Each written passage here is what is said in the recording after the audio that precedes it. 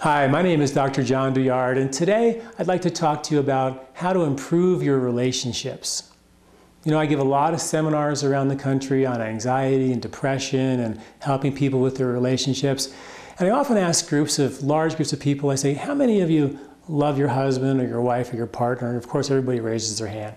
And then I say, how many of you hold back a little and you don't love them fully? And most people raise their hand.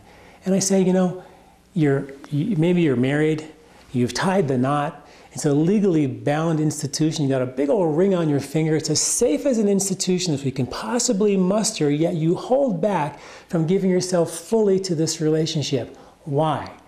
Well, you know, if he would just take out the trash or close the cupboards or fix the lawn, I would love him a whole lot more. So many of us say, if they would just change a little, I would love them so much more.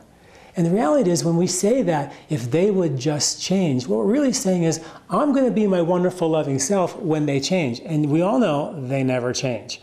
So what we're going to ask you to do here is to say, you know what, I realize that I'm asking them to change, and I'm making a choice not to be my wonderful, loving self and getting really upset and angry until they change what they don't do. And I'm going to choose, instead of holding back my wonderful, loving self, I'm going to be my wonderful, loving self. I'm going to give myself to my husband or my wife fully.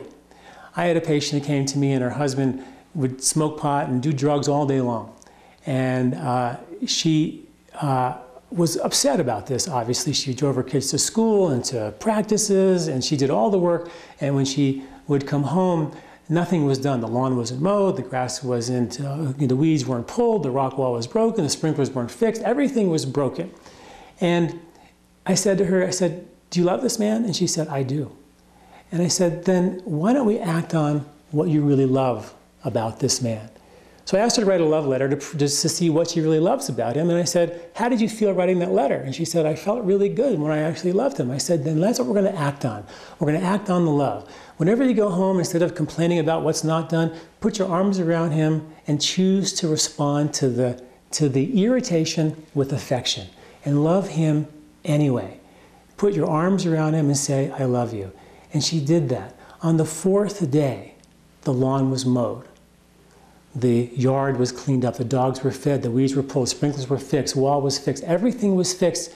And I said, how did you feel when you were loving him? She said, I felt fantastic. I said, how do you think he felt when he was being loved by you, not yelled at by you? And he said, he probably felt good. And I said, just like the flowers follow the sun across the sky. The sun doesn't choose not to shine its light on Kentucky or Arizona, or if there's clouds, it doesn't stop shining. Its nature is to give. Our nature is to give. And when you give yourself fully, the buds, like the flowers, when they're hit by the sun, they open. And when we give ourselves permission to love them fully in the face of our irritation, we will choose not to hold back who we really are. We let who we really are out. They feel safe in the warmth and the love of your sunlight. Their bud begins to open. They begin to experience what? They begin to experience themselves loving you. They fall in love with the love. You fall in love with the love, not each other. We fall in love with love. And when that happens, and they feel safe in your sunlight, and they begin to be willing to be themselves, and then they shine their light on their kids and the kids on their friends, we can change the world.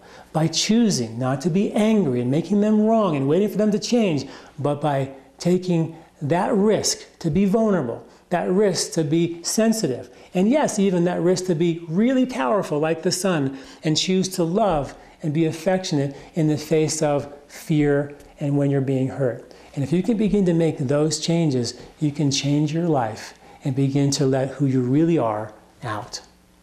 Thanks for listening. I'm Dr. John Douillard.